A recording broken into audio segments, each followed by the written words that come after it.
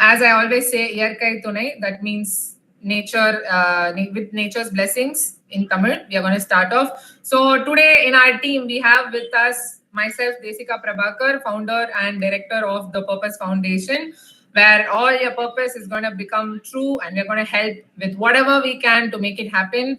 And we have Lakshmi, our COO, Chief Operating Officer, with us. Okay, guys. So the guest of today, let me share a quick cute bio that our dearest Lakshmi has prepared for the guest. So this is the guest of today, Mr. Deepak Pareek, founder of HnyB Tech-Incubators Pvt.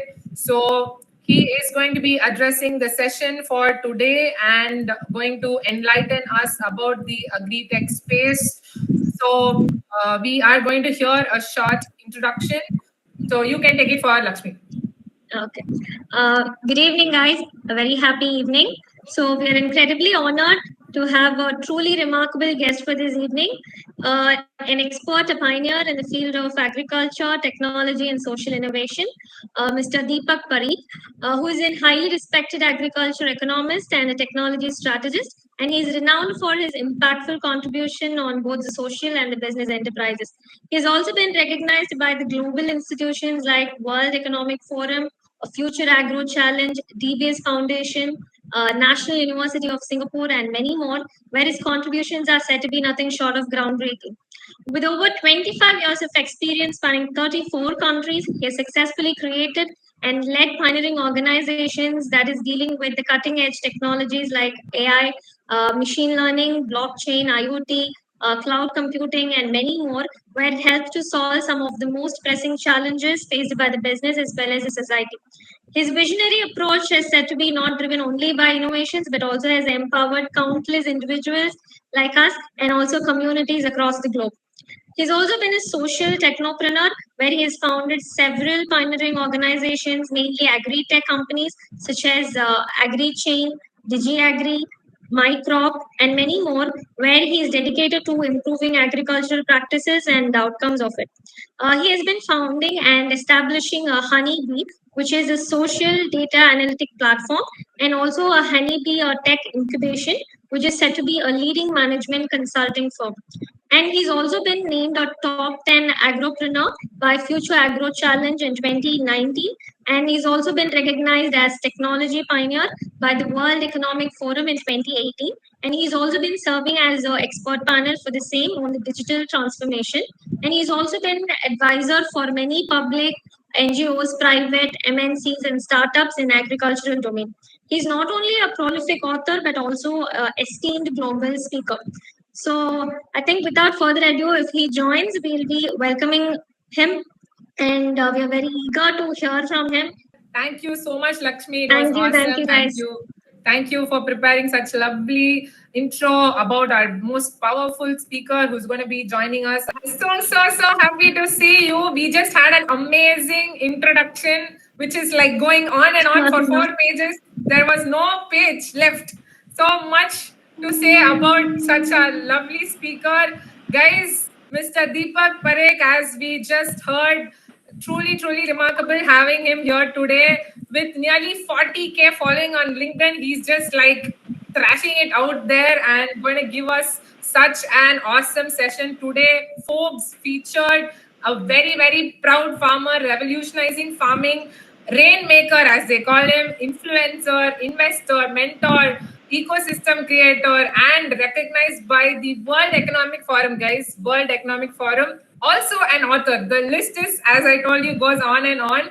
As we had a lovely introduction about your entire journey just now, sir, we are very grateful that you have joined us and here to address our lovely batch today. So we have about the top 100 teams here, as well as the AgriTech batch of students who are going to be listening to your journey, your inputs, and then they will have specific questions about their ideas for you so that you guys can have a one-on-one interaction and you can pass on your wisdom to them. So thank you so much for accepting our request and joining us. It's just super like you are our first guest of our first session. It's just starting out in all fields, a lot of students, a lot of entrepreneurs out there, especially Tier 2 and Tier 4. So it's just too overwhelming that you are here to just. Thank you so much. The floor is yours. My pleasure, Jessica. Actually, I hope I'm audible, right? Yes, Yes, sir. you're awesomely audible. Yes. Perfect. So I would humbled by what all you said, but actually I believe I'm a good student, and that's what only I am, right? Rest of the things are the byproduct. Whatever you do, if it is become visible, people like it, be it. I'm more driven and motivated by that. Actually, whatever I learn every day, and as I said, I'm a good student, so every day I learn something. Either I'm on the farms or I will be in some uh, mandis, which is typically marketplaces in India, right? Or I would be somewhere in fields of Africa or Yes. Southeast Asia. And whatever I learn, I share. That is what I believe. A good student need to not just learn, but also share whatever he has learned. And rest of things have been, as I said, the byproduct. So I won't delve too much in what I've been doing. But I believe the topic today, when we say tech or agri-tech, it's a very important topic for a very simple reason is that actually all of you know that we are living in current scenario where food security is one of the biggest challenge, right? The future challenges are not about the growth and all that, all these $1 trillion economy or $5 trillion or $10 trillion. These are just number. End of the day, getting this meal every day is a bliss, right? And there is a saying that actually 9 missed meals means anarchy, right? So we are just away from monarchy, like in what we've seen in Bangladesh or Sri Lanka or those type of countries. Is that if your supply chain of food breaks, right, then the life is very difficult, and it's very difficult to do whatever we are doing. Even in COVID times, we saw two things were important. One was internet, other was food, right? So food is very critical, and I believe what we are doing so far, what we have done so far, we have done decently well. That actually we are feeding the world, but still we are looking at 800 million people who are food insecure, partially or fully, and close to 300 million of them are actually totally highly insecure as far as food is concerned. Even the definition of food insecurity has changed. It's evolved over the past few years, where from just putting carbs on your plate so that actually you don't feel hungry, but it's more about nutrition. And unfortunately, we live in a country that actually which is having highest number of wasted and stunted kids. So the next generation, if they are not having sufficient amount of proteins in their diet, it impacts their physical performance, mental performance. So we don't want that actually our next generation would be dumb idiots, right? We want our next generation to be very smart, and for that you need a lot of proteins. And we are close to 8 to 9 million metric tons short of proteins. We should be consuming 38 million metric tons. We are doing something around 8 to 9 million metric tons. So all these are the challenges, and the reason to talk about these challenges that actually always have. I would request all the tech enthusiasts or entrepreneur, right? Have this picture in your mind, right? We start talking about IoT, artificial intelligence, blockchain. Believe me, I've written books on these technologies, right? But when I got into tech, I said, I was humbled, right? End of the day, we say that farmer is not adopting my technology, right? He's not seeing value in what we are doing, right? We say that he's not smart enough to understand this capability of artificial intelligence, blockchain, machine learning, IoT, all the great jargons. He doesn't care. For him, it is very important that can you increase my productivity? If yes, can you do it in one season? If yes, do you take bet? In case I don't increase my productivity because of your solution, are you gonna compensate for that? And I've seen that not a single edtech entrepreneur, irrespective of at what level of series of funding they are in, A, B, C, D, E, F, G, right? They don't guarantee it. And then we say that this farmer doesn't understand. No, it's actually we as edtech entrepreneurs, we don't understand. We don't understand the value what needs to be delivered to them. We are always behind the technology. So again, my request to all young enthusiasts of edtech or those who want to create companies around edtech, need to understand this thing very clearly, that actually understand if you are not adding value to a consumer or farmer, right, you are not actually creating anything which is going to be worthwhile, right? It is just matter of time you'll die. And we have seen the fertility of edtech has been so high because actually we have been always talking about we are disintermediating supply chain. Now, what does that mean, right? We are saying that middlemen are bad, right? Okay, you become middleman. That is what you want to do. End of the day, you remove middleman, you become middleman. That's all what you are doing, right? So all these fancy concept, people talk about I'm very passionate about agriculture and technology. That's why I want to be. You need to have energy. Passion doesn't take you long. Energy to connect with those who are on the ground, delivering value to them. That is important. Like, passion, I believe, is like, overstated when we talk about social impact.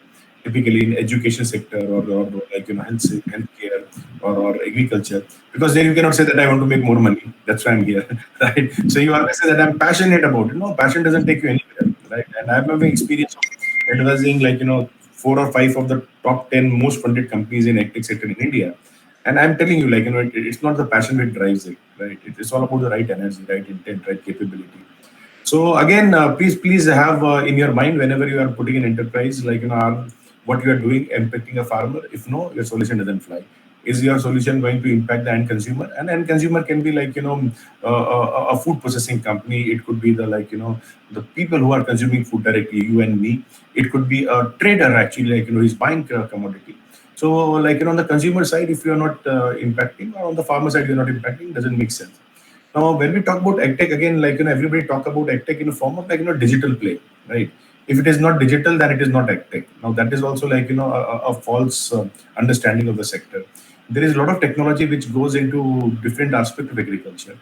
Digital is just a new baby, right? Like, it is. I would not even say baby. I would say it's still in the womb, right? So, for it to emerge as a good baby, like, there are other part of agriculture which are also technology driven. Seed is a technology. Agriculture input is a technology, right? So if somebody comes with molecules which are able to, like, deliver more nutrient to the plant, they are having better stickability and like, for the foliar spraying, typically nanoparticles. That's again a technology. People who are doing, like, genetic engineering or editing, which is CRISPR-Cas, right? Luckily, Government of India has allowed CRISPR-Cas as non-GMO. Otherwise, we get into debate of GMO. That is again also a tech. So we generally, what happens is that, like, we shorten or narrow down tech only anything which is digital, because then you don't need to, like, you can be lazy, right? You don't need to get out of your room. You can keep on working on your computer, and then you believe that actually we'll be creating a solution which will impact farmer. And I have not seen not even a single company being able to do that, right? So this is where I believe, like, tech is a very diverse field. Those who are having interest in chemistry, those who are having interest in soil science, those who are having interest in biology, those who are having interest in chemical engineering, all of them can play a very vital role in EdTech. So never see EdTech with this prism of, like, I'll create a digital solution. We'll talk about this technology a little bit in length, like, for you to understand a little bit more. Now, what is a digital EdTech, right? What is the play there? So typically, like, again, you find the world has evolved, like, since 2010. We are still having, like, I say perennial startups. So company which was started in 2010, still they call in 2024 themselves startup. Now that's like, something crazy, because in no other sector, like, you'll have 14 years and still you want to be called as a startup. Now the reason is that actually, like, people started pushing the digital play without understanding, like, what is required on the ground, right? And the technology was also not that mature. So in digital play, typically you are having few solutions. So one is marketplace, right? So you're having companies like Ninja Cart, you're having companies like Dehat. Either they play on the commodity side, that is, like, farming output, or they play in the input side, typically fertilizer, pesticide, and stimulants, which they try to sell, right? So there already the value chains exist. What you are trying to do is that we're trying to make it more efficient, and then you are trying to have a marketplace. Now here we have to be very careful that actually, like, the best thing is, which you find that in most of the pitch decks, is that, like, I see a lot of them, that actually we are disintermediating the supply chain.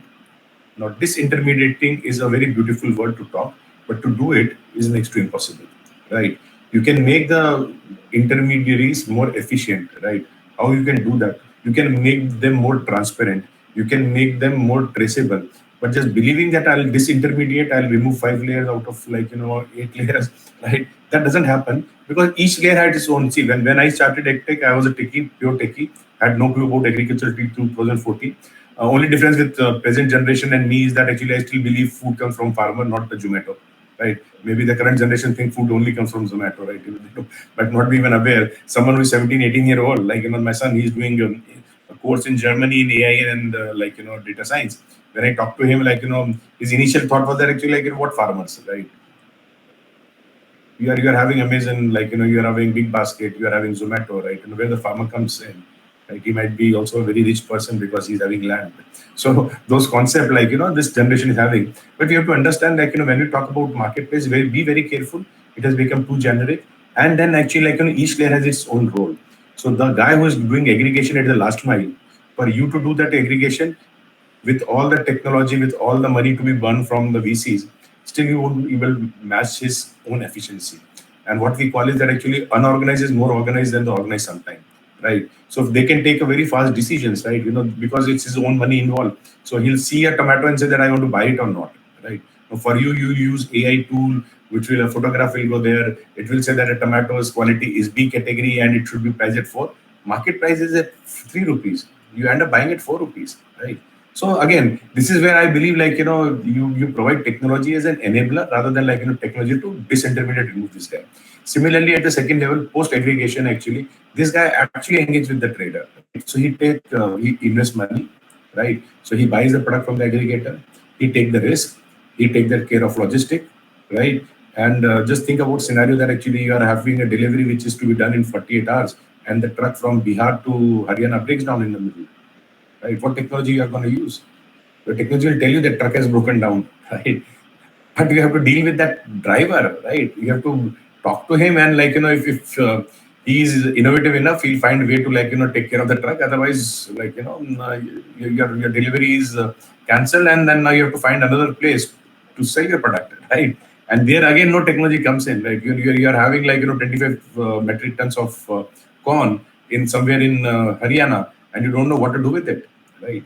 So again, this is what I'm saying, that these intermediaries, they have the role, they have a risk, they have investment, because of which they are having some deltas which they make. And believe me, they are not making obscene amount of money which we think. We always believe that the problem with, and a lot of people give me example.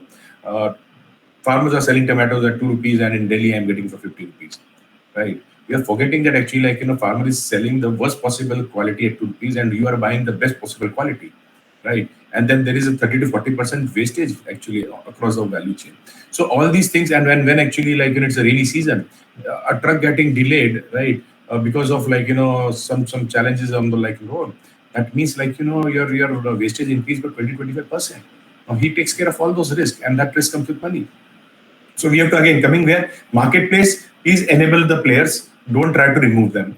Anything which have trying to remove them, I've not seen them being successful. Right? They might be able to raise money, right? Series A, Series B, but eventually, I'm yet to see a profitable company even after 10 years of working on marketplace when they try to remove the intermediaries. Second play comes in. I believe that is very interesting, which I like. Where you are talking about farming or farm intervention services. So, for example, if you have heard about a company called Plantix, right? You take a photograph of the leaf, and then it tells you what is a possible disease the plant is having, and based on that, it gives you recommendation, right? Now, these are some services which use AI, machine learning, which are very, very important, which actually gives value to the farmer, right? Because it's very difficult for him to get an agronomist who comes see. By that time, infestation has spread.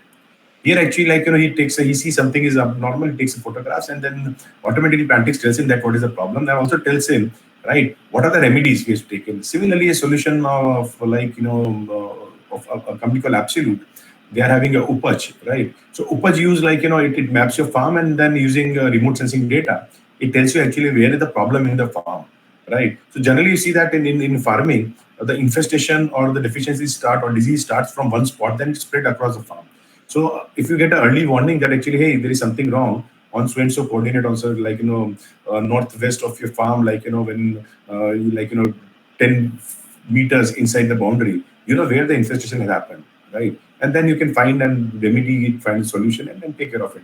Other very interesting solution, which again comes into AI-enabled domain or on-farm service advisory, is when we talk about soil health analysis. See, the problem with the farming is that actually we always talk about all the bullshit, but we don't talk about how to reduce the cost of farming, right? Now, cost of farming can only reduce if you reduce the cost of inputs. Now, how do you reduce the cost of input? By telling the farmer only to use those inputs which are required, right? I'm an obese person. If I keep on eating more, I'll say that rich food with cheese and butter, it's not going to help me. I'm eating it, I'm wasting my money. Right. If somebody tells me that actually stop doing that and only actually consume fish if you're non-vegetarian because you need more protein, less of carb. This is what we need to do with your soil also. And this is where, as I said, Absolute also have a solution. It's called InSoil. So they have done a very fabulous work where it's a patent pending technology where they are using multiple spectrometers to analyze the soil with 12 parameters and give within 15 minutes the result. And if you tell them actually what crops they are growing, it will tell you exactly what are the micro and macro nutrients you need to apply. And this happens like, speed of light, 15 minutes, right? 15 minutes is nothing. And currently, if you do the chemical analysis, it takes like, more than 15, 20 days for you to get from the government the information. And that information is not also contextualized to you. It is just a generic information. So these type of intervention, when we are talking about on-farm intervention, where the advisory is given to farmer at a low cost. I'm not saying that actually you have to give it free cost. A lot of people say that like, farmer doesn't pay. Farmer doesn't pay because actually doesn't see value. Farmer is buying fertilizer, farmer is buying pesticide, he's paying them, he's buying seeds of best possible quality, he's paying there, but he is not ready to pay you 50 rupees per acre for your digital solution. Why? He doesn't see the value. And we have to understand the psyche of the farmer also. In 1960s, we went to him and we said that the green revolution will make you rich. Use more fertilizer. He used it, his input cost increased, the commodity price didn't increase, right? His cost of cultivation increased, but his profit reduced. Then in 80s, because we were using too much of fertilizer, the immunity of the plant went low. So we said that actually, hey, why don't you put pesticides? And again, his cost increased. Then we went and told mechanization. Then we said GMO seed. Now we should go and said digitization. So 5 to 6 times he has been fooled. His income has not increased. So that's why he don't trust. And farmers are very visual people. If they're able to see in one season, right, that impact which with their own eyes, they'll adopt. They're ready to pay for it. But you have to show the value. Third type of solution is where actually I would say that where we talk about the climate factor. So climate resilience, or I'll say that climate mitigation, those type of solution where you are able to enable farmer to do sustainable farming. And there also again digital tools are of a good use, because the regenerative farming which we have talked about, it's actually agriculture is the only activity which puts carbon back to the soil. Just so the activity you can reduce the carbon footprint, but you cannot make it negative. In agriculture, the sequestration of the carbon happens, right, or nitrogen happens, which put these two very dangerous gases back to actually the soil, right? And that leads to generation of carbon credit. While it's still maturing industry, has not matured so far, but I believe going forward, it creates a lot of opportunity to work in climate agriculture using regenerative agriculture, no-till agriculture, and then benchmarking it and able to generate carbon credit monetization. So that is another thing which you can, and then this dovetail it with traceability technologies like blockchain. I believe blockchain is going to be very important going forward, because the food safety is very critical. You don't know actually from where your food is coming and what data around it is there, right? And that data is true or not. Today you go and buy an organically certified food, whether it is organic or not. So anybody can put that sticker that I'm NPO certified organic, right? But actually it is certified or not, it's very difficult. And somebody's selling in 100 of stores across Bangalore. How much product of he will be having one certificate and putting that for all the product, irrespective of those products are organic or not. So here you will see blockchain and traceability will be of very importance, because you are able to touch the last mile. So this is all a digital solution which we have wanted to touch upon. Then in biotech, there is biofertilizers or bionutrients, we call it, biostimulator. So stimulation helps increasing your crop yields. So a lot of work is going there, because we have already seen that with using of more of fertilizer, our yields are not increasing. So if you see past 5 to 6 years, India's yield, you'll find that our fertilizer usage has increased, but actually yields are not increased to that amount. So if fertilizer usage has increased by 15-20% over the last 5 years, the yield has only increased by 3%. So putting more nutrient or chemical nutrients or fertilizers is not giving you that result. So it is wastage of money. So how do we take care of that? We can take care of that by actually shifting to biological nutrients, and which has been showing very good result. So this is where I believe you'll find a lot of innovation happening in biologicals on the protection side, on the nutrient side, and on the stimulation side. Also on the seed side, so CRISPR-Cas9, which I mentioned. So it is a technology in which actually what you do is that you are able to create a template, and from the DNA itself of a specific variety, you are able to remove a part of it to make it, for example, use less water, or to make it use less fertilizer. These type of techniques, which is SDN1 and SDN2, is considered in India non-GMO. So anybody who's developed our varieties, and it reduces actually the seed breeding to 1/3. So if you are taking 6 to 7 years, in the current way of breeding to come with an improved variety, CRISPR-Cas can do it. And if you also start simulation using AI and ML, you'll be able to actually predict a lot of traits, and hence you will be able to create super seed faster than what you've been doing in the current breeding practices. So overall, I would say this is a very interesting market to be in. EdTech is definitely yes, people keep on floating these numbers. $24 billion is the opportunity. That's all bullshit, right? So in 2020, it was said 2025 the market of EdTech in India would be $24 billion. If you add the revenue of all the company in EdTech domain today, it's not even more than $2 billion. So don't get excited with those numbers. But I always believe that in EdTech, if you go with the right thought process, if you go with the energy, you go with trying to really genuinely solve a problem, right? There is a humongous opportunity. It's globally, it's a $5 trillion economy, and just think about it. If you are able to improve efficiency using EdTech by even 10%, right? We're talking about $500 billion, right? That's a big industry. Can I take a pause? Thank you. Yes. So I think we have had such a, how would I put it, a lot of reality raining on us. You have proved that you're a rainmaker now. We have had a lot of reality, and our team has had, a lot of inputs that they can think on. I would now like to introduce or take the chance for our teams to directly ask you some questions about their products and their ideas that they're working on. So the teams can actually start. Guys, who would like to go first? Please raise your hand, and then you can interact. Yeah, please go ahead. Please go ahead, Dana. Yeah. Hello, sir. Hello, sir. I am Dana Lakshmi. So, my project is Microzard, a weed detection and removal robot. Basically, it removes the weeds in the field. So, we use farmers use mostly more chemicals to remove the weeds in the field. So, for this, we are providing a mechanical solution. Because in foreign countries, we see they are using laser robotics, but it is for many hectares of lands. They do it for many hectares of lands, but our farmers can't afford something that is very costly. So we thought of making something affordable for the farmers. So we are providing an affordable solution that is a mechanical robot which can actually detect the weeds. That is, if we feed the crop data, we can actually know which is a crop. And then the other things are like weeds, right, sir? So that would be removed by the Microzard, that robot that we actually are planning to make it. I mean, we have. That's a very interesting concept. So, there is a company in US which is called the Blue River, which has been doing what you were talking about, identifying the typically weeds and using laser, right, to remove it. But yes, definitely, because their acreages are high, one farm is of 10,000 hectares and all that. For them, the economics sets well. India, definitely, you need to have a robot can be one solution for sure.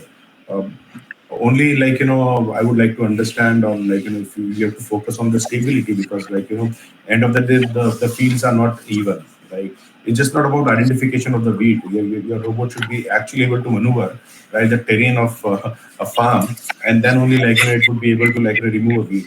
Identification of weed, I don't see it's a big problem. The computer vision technology is available. Using CNN, you definitely can identify what is a weed and what is actually the business. Actually, we developed the algorithm to actually find it, sir.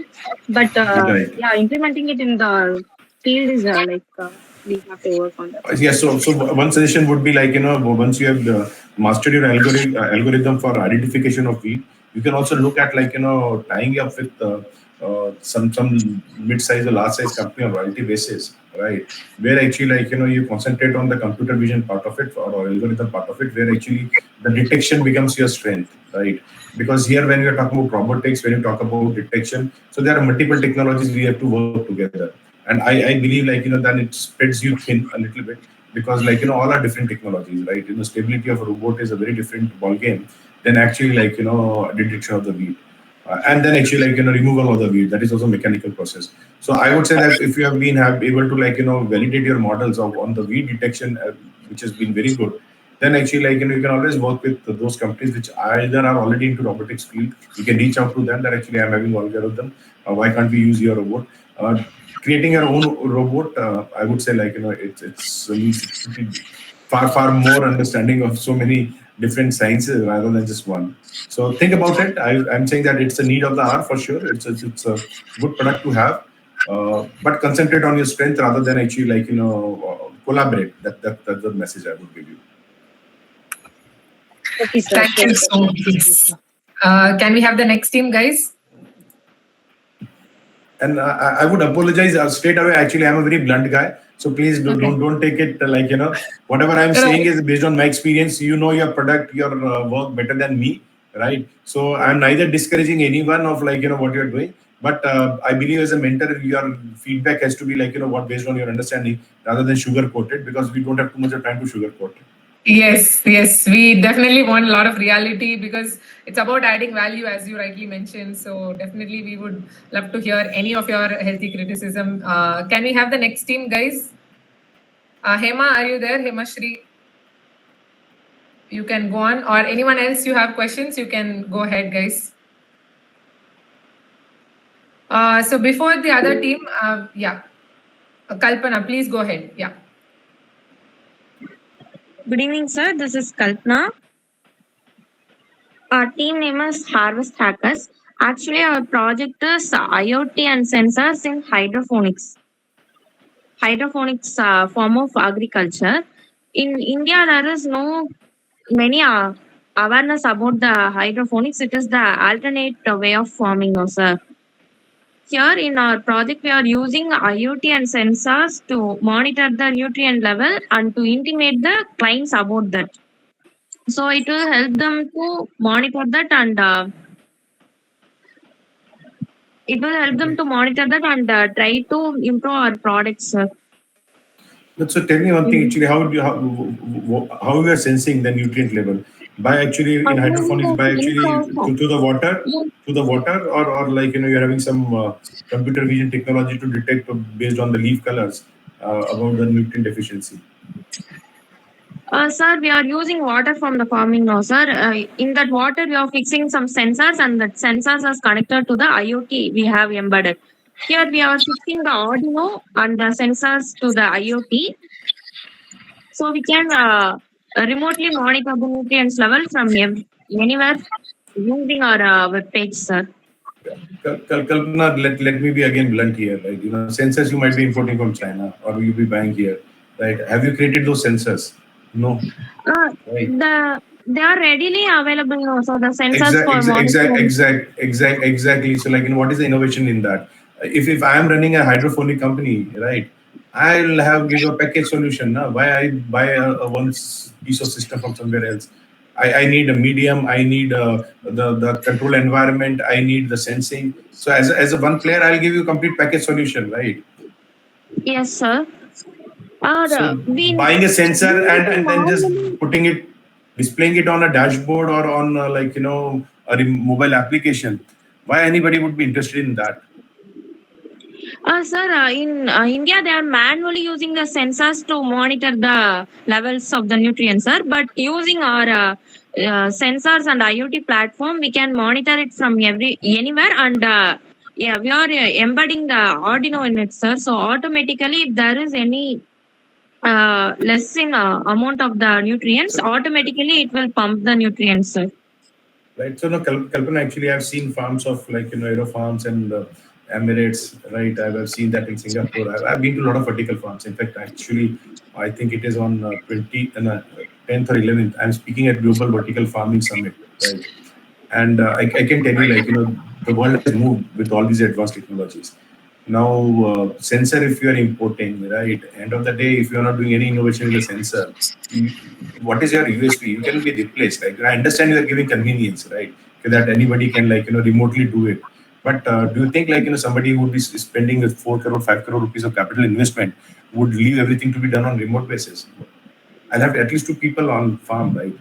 So what I'm saying is that innovate something which is having a differentiator, right? This is and in India again, I'll go back, we are having 158 million hectares of land, right? If we are able to cultivate it twice, right, we are having sufficient amount of land. So I was in Israel, and then one scientist took me to one of his research facility, and he said that I'm able to grow 32 different fruits on one tree. And I said, it's useless for India. He said, why? I said, actually, why are this only on one plant, 32 fruits? I'm having sufficient land, I'll grow 32 plants.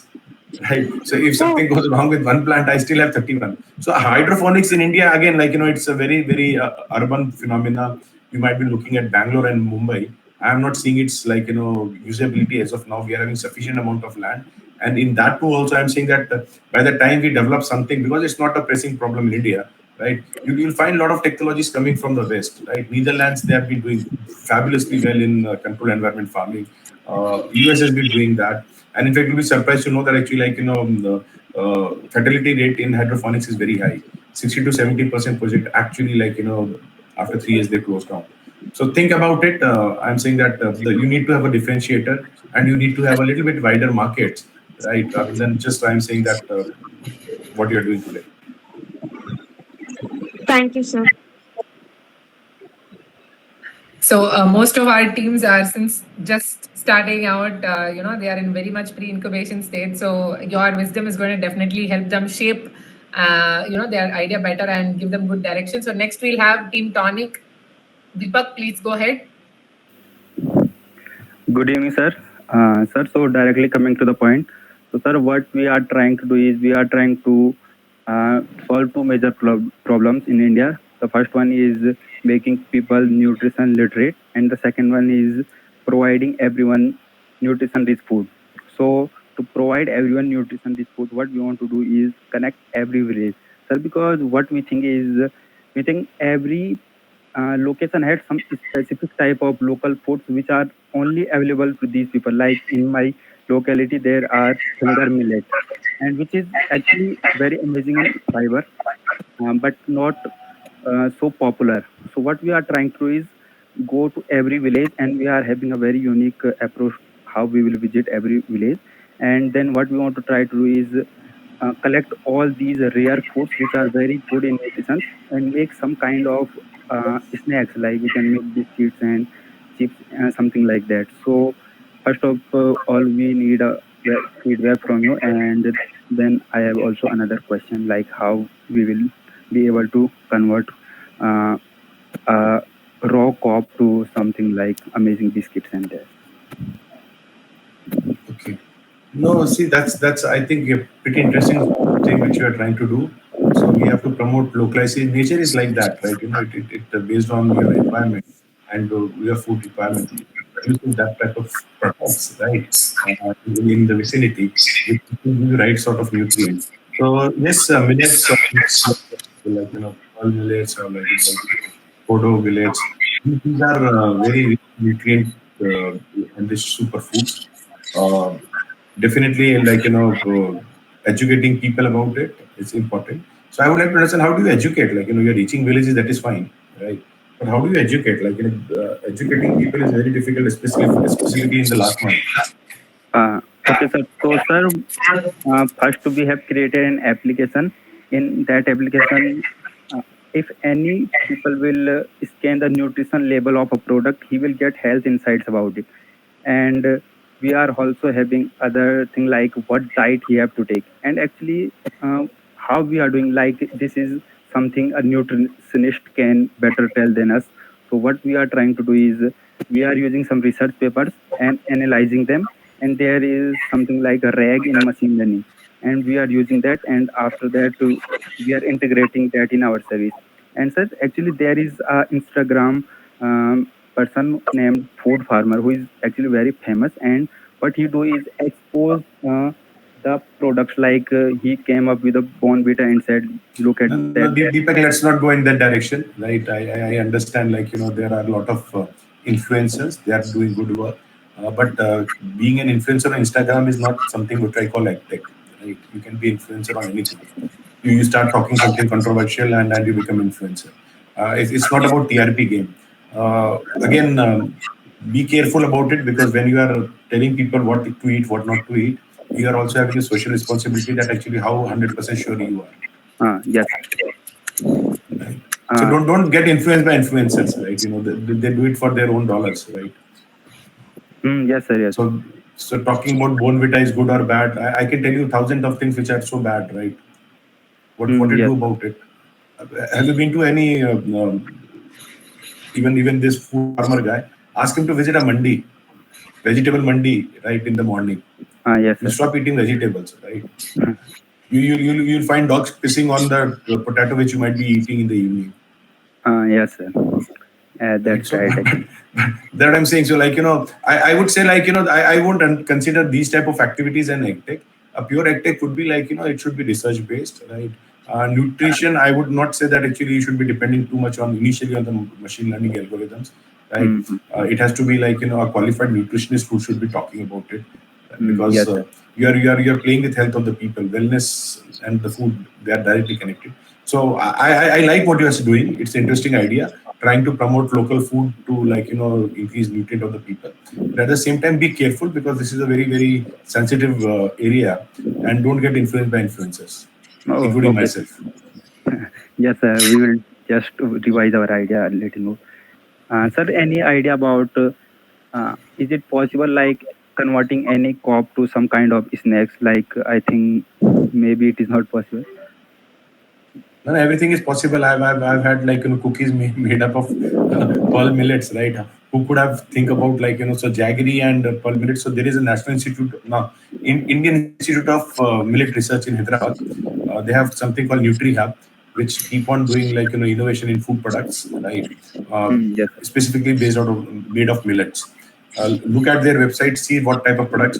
So yeah, I always believe, like, the end user, if you are able to create something which is taste well, but unfortunately, the world revolves around taste, not too much on nutrients, because, like, nutrients is you need to be educated person to do it, right? And we all have been. I believe everybody sitting on this forum are educated people. How many times do we even look at what's there on the packet? So, like, telling something that actually, like, Bonvita is having a lot of sugar, it is written on that, right? Yes, sir. It tells you how many of us read you. I'll ask you, like, you like this influencer. Tell me how much sugar is there in 100 gram of Bonvita. I don't proper exactly. I don't know that. Exactly, we don't. So that I'm saying, we don't have a habit of reading on the packets, and then actually, like, somebody just tells us what's on the packet, we start believing them to be influencers. So this is the level of, I'm saying, the deficit of, like, understanding. So same way I'm saying that good products, definitely, like, look at it. There is a lot of innovation, but again, it's a very specialized area. You need to be a food technologist to understand, like, what works with what are the binding of a specific product, what nutrients goes well with what, how the taste works. So there is a lot of testing in that. It is not something like, I the day in the morning I wake up and I say that I want to, like, create a product snacks which is, like, is gonna be having nutrient and would be tasty. It's a science behind that. Like, from the for example, like, in India, unfortunately, like, though the green apples are very high in nutrients, we still eat red apples, because for us sweetness comes with the color. So visual aspect of Indian is that actually, if I see a red color product, it would be sweet. So when you put a green apple, it doesn't fly. Same happened, like, so much marketing was done for kiwis. It is still not able to pick up, because again, like, that green color, like, the first thing is repulsive, like, khatta hoga, right? And Yes, this is sir. where actually, like, that the psyche. So again, what I'm saying that creating a food product, a brand, is a science, right? It is not that actually, like, let's just experiment it. So Yes. if you have a co-founder who is a food technologist, I think that's a great idea. Work on millets. Millets are future, growing at 300% per annum. I'm talking about millet-based food products. Huge market, right? Yes. Okay, sir. Thank you so much, sir. Such a great feedback. Welcome, Deepak. You are having the same name like me, so I had the responsibility of telling you more. Okay. That is awesome. Next, we will have Team Candle. Can you go ahead, guys? Good evening, sir. I'm Jyoti Prakasham from Team Candle. Team Candle. Yeah, go ahead, Jyoti. You can ask your question to sir. Oh, sorry, ma'am. Sir, we tried to make a drone system for enhanced monitoring system in agriculture and chemical related area, especially for gas monitoring. So we tried to target the agriculture, large scale agri field to monitor the systems. Can you give some insights to develop in this related area? So what sensors you are using to do the crop health monitoring? Sir, we tried, we use sensor like tail loss sensor and the NDIR sensor, non-dispersive sensor. So both related to wavelength related sensors, trying to make the detections, and visually we trying to detect sorry, sir. Usually trying to detect using TLAS technology. Okay. So now tell me one more thing. Actually, like, have you experimented on any crop so far? Your sensors? No, sir, we didn't any test.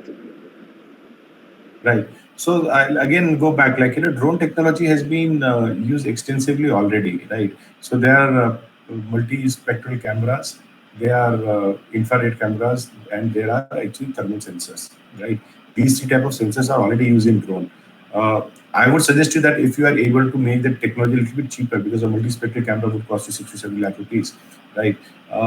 Anything which works on economics would work, but otherwise, like, you're already having a Pix4D based software solution which actually uses all of these sensors and can give you, like, crop health.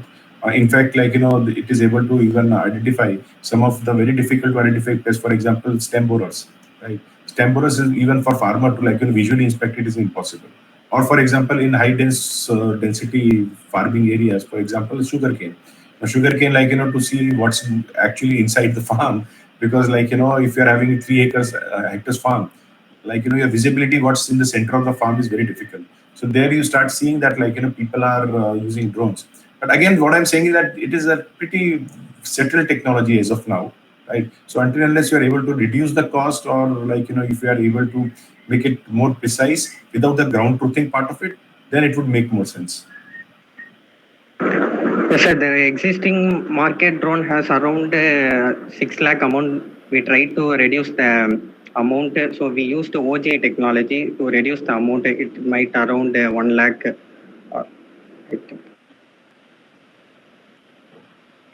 You're talking about, like, giving the crop health monitoring in 1 lakh rupees? So, sorry, I couldn't understand. Sorry, sir. No, you said you have brought down the price from 7 lakh to 1 lakh rupees. So I'm asking you that you would be able to give a drone which can do crop monitoring in 1 lakh rupees. Have I heard it right? 1.5 lakh, sir. Fair enough, 1.5 lakh. So you're saying that you'll reduce the cost by 1/4. Sir.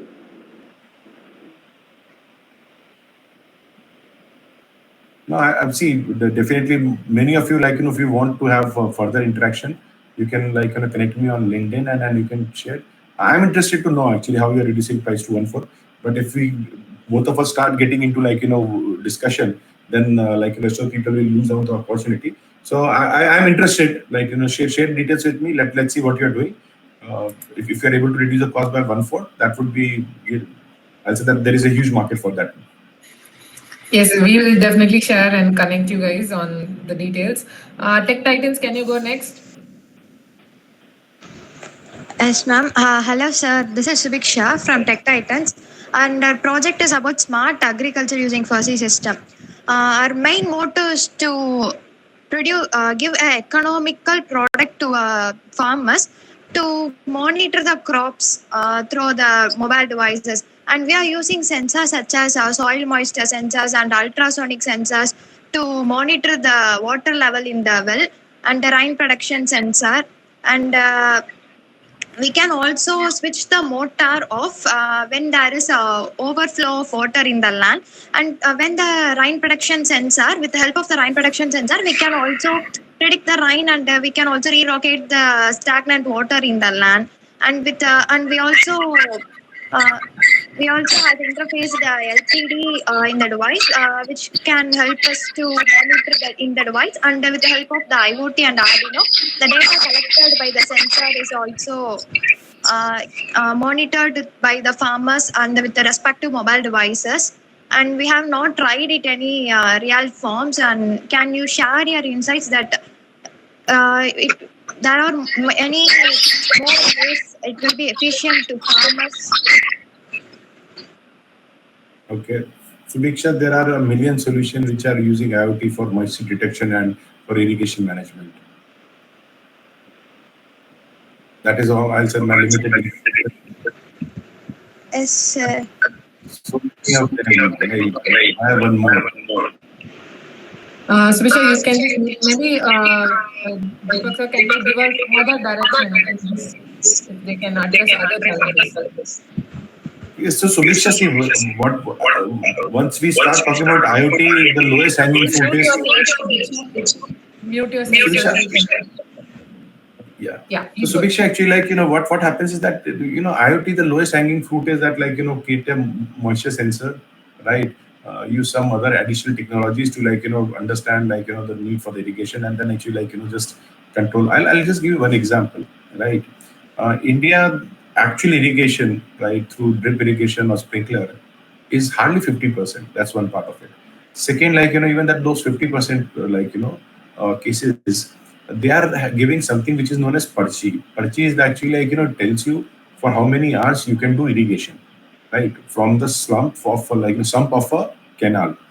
Now, for example, your moisture sensor says that I don't need water now, but he knows that his next purchase is after 7 days.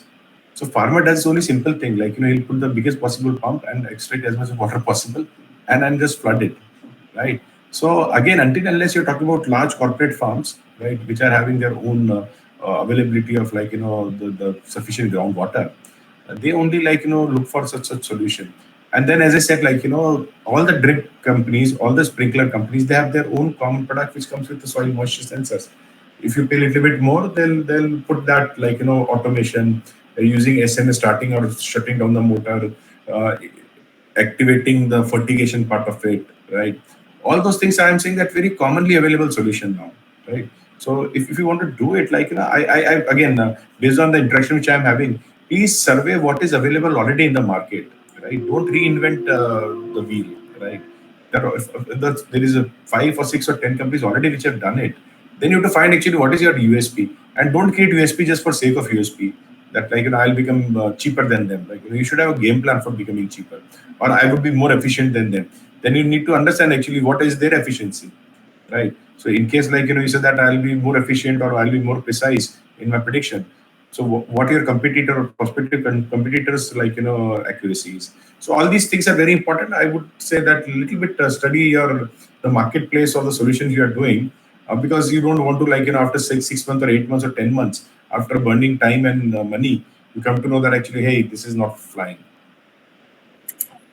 Thank you so much. Next, we'll go to Crop Rover. Yeah. Good evening, sir. My name is Prithvish and I am from Crop Rover Technologies, and we are focused on developing robotics rovers that assist farmers throughout the entire agriculture cycle, like from seeding to harvesting. And our goal is to enhance efficiency and productivity to the field, providing farmers with the advanced autonomous tools. I would love to hear your insist on how this technology could further support and innovate within the agriculture sector. And also, we would like to have a question like how to connect with the farmers to ensure that our rover technologies meets their needs and gain their trust, as you told before. Okay, so Puthish, my question to you is that actually, can Sachin Tendulkar be a good tennis player? No. So actually, harvesting is a very different technology than the sowing, right? Both need a very different approach, right? Trying to make a robot which can do, like, you're trying to remove a farmer and make something which can act as a farmer, because farmer are human being. Human being can actually do the sowing, can do the tilling, he can do the harvesting, right? And in fact, you'll be surprised to know that farmers themselves are also not harvesting themselves, right? So they get a different specialized labor. They get a specialized labor to do the harvesting. They get a very specialized labor to do the transplanting. So even humanly, like, they're having different people to do different things. Not trying to, like, make 1 or 2 or 3 device, or being a company which do all the automation of all type of things related in agriculture. Believe me, like, some of the topmost, John Deere has not been able to do it, right? And with the type of watches, like, they are having, and the type of research background they're having, I doubt, like, it can be done in a garage, right? These things need a lot of funding. They need a lot of action. So I would, again, because I had a discussion with someone who was talking about weeds, right? Again, try to find what is your niche capability, right? What additional USP you are able to do it. Don't try to do too many things, right? Okay. Stick to something which you believe, like, is your eureka, right? Rather than, like, trying to see, making a product market ready and making a product which is actually, like, might not be market ready, but having sufficient capability where somebody is ready to write a check for you to make it market ready. That is more important, right? Not trying to say that actually this robot will do everything, right? Like this will help to the Indian farmers, because in India there is lack of mankind who will do that farming. as we aware, like there are Prithvish, problem statement and solutions are different, right? Okay. The world knows actually there is a lack of farmers. Why why not to work on increasing farmer income so that the young generation farmers become a farmer? We are having so much of unemployed youth, right? But from this like rover, we can have that youth. Theoretical, Prithvish, it is looking very theoretical, right? I'll be very frank with you, and I'm being blunt with you. I'm in my lifetime, I'm not going to be able to see something which can do both the transplantation, seeding, and harvesting. Okay, like in India, there is one company called X Machine. It's probably working on this, and they are very good enough, and we are capable for that much of things, but we need that support for that much of capabilized to the rovers.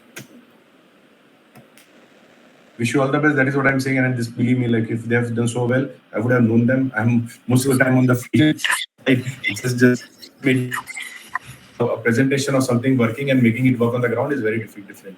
So if they're doing, we wish them all the best. But I don't think it is gonna fly. I'll be very frank with you. Thank you, sir. Not possible. We'll go to Team Synergy. Hema, please go ahead. Hema, Raditya, if you're there. Oh. Okay. Eco Fungi, are you there, guys? Final team, Eco. Yeah. Hello, sir. Ma'am, I'm not getting you, ma'am. Go ahead. Yeah. Ma'am, am I audible? Yes. Go ahead.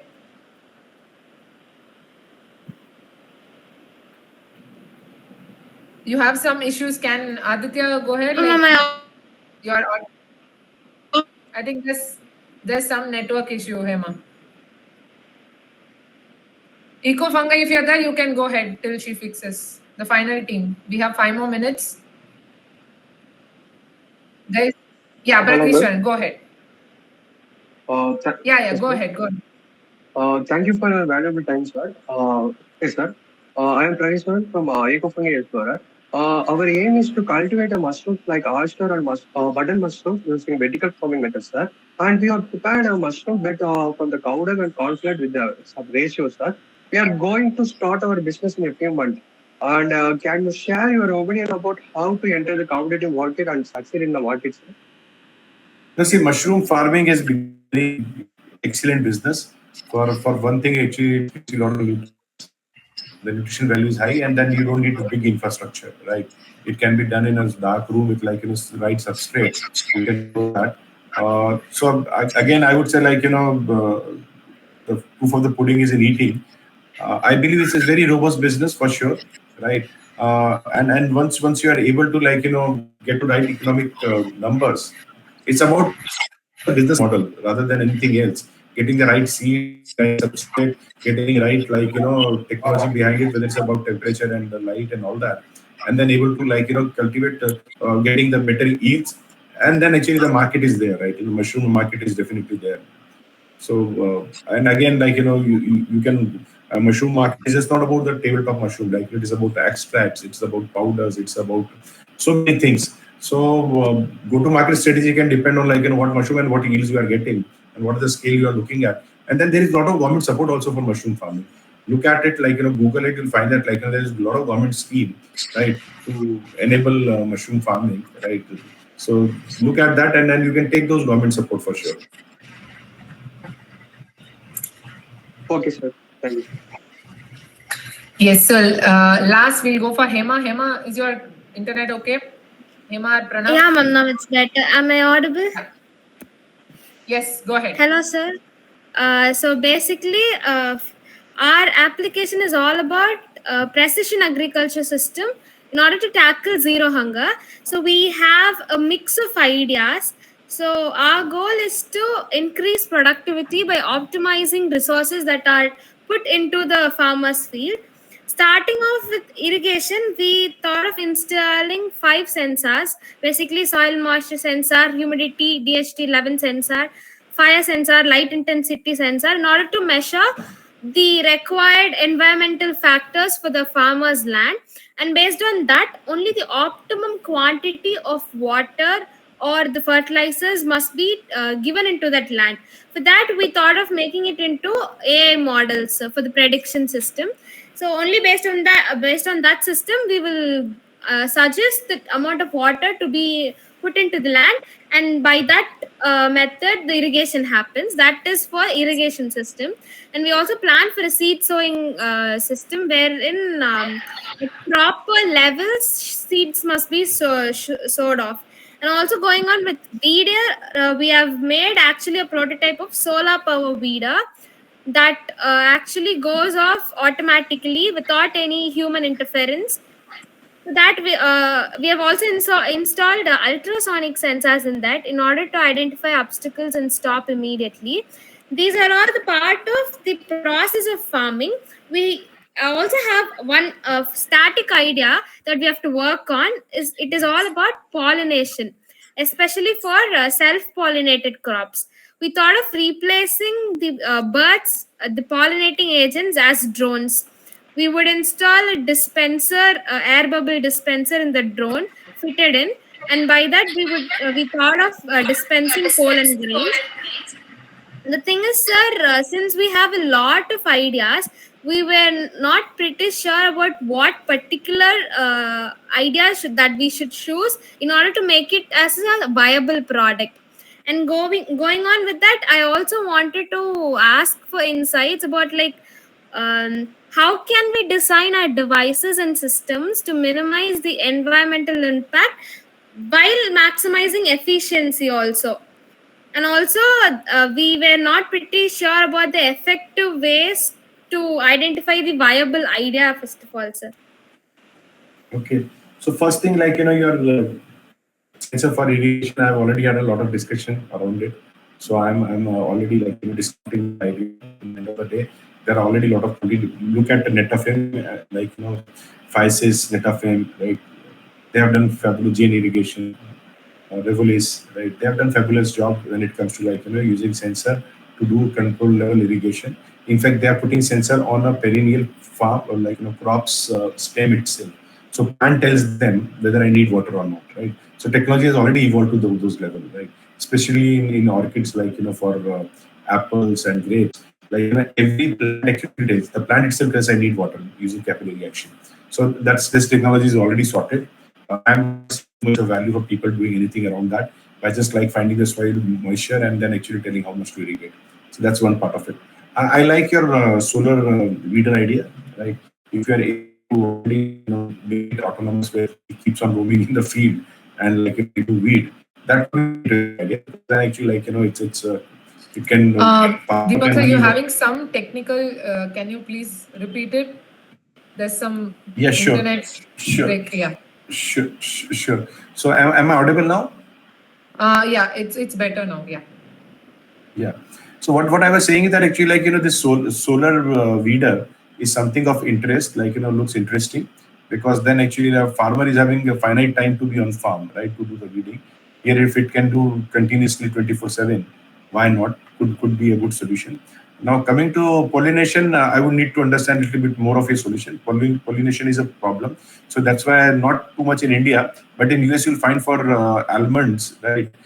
They completely take complete beehives from one place to another just to ensure that pollination happen. So they are doing, Americans are doing without technology. So they have big beehives which they take from one place to another, and they use still the honeybees. Honeybees are the best pollinators, I believe.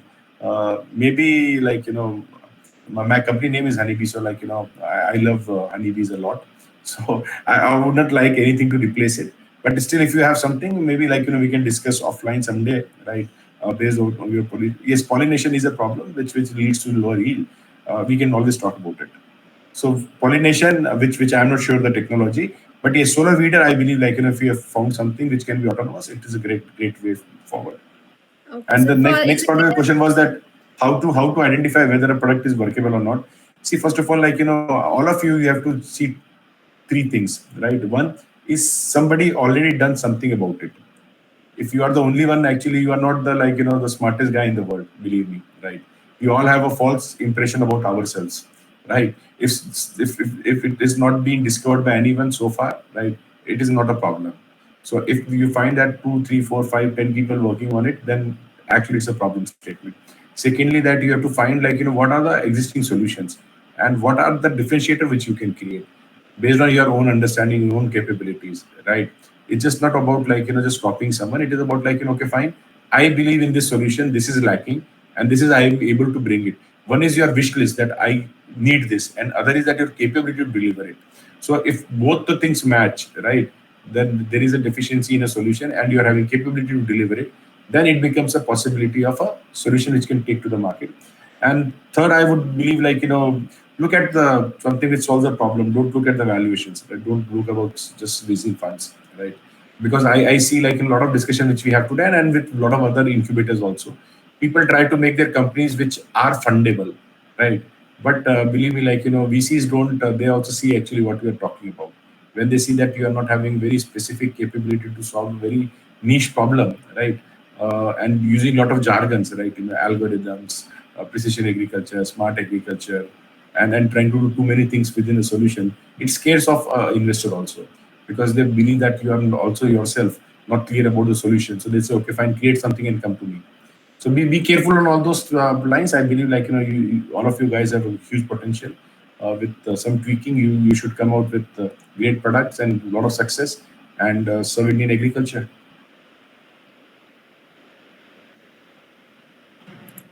That was such a very, very awesome session. Thank you so much for your valuable time for the students from such backgrounds. They are just starting out. These all are students who have had taken the first step in a hackathon, and they have come to this level of top 100 teams. They are just starting out, and this has been absolutely of great wisdom to them to give such a holistic view about different challenges, about how they can take their direction forward and what they have to do. So thank you so much for such a path-breaking session. We really value your time, and it has been amazing. We'll definitely link them with you offline if you are, available for some of the students, as you have mentioned, to take it forward with your mentorship, if at all it's possible. That will be really, really something which we very much look forward to. And we will just have a smiley face on for Mr. Deepak Pareek, our rainmaker from HnyB. So thank you so much for contributing for agriculture and providing a great level of impact, and also impacting our session and the future generation of tomorrow. We are going to take up all your lovely points on the level of challenges and try to work on it as well, and all the insights. So thank you so much. Have a great night. Have a great weekend. Thank you, sir. Bye-bye.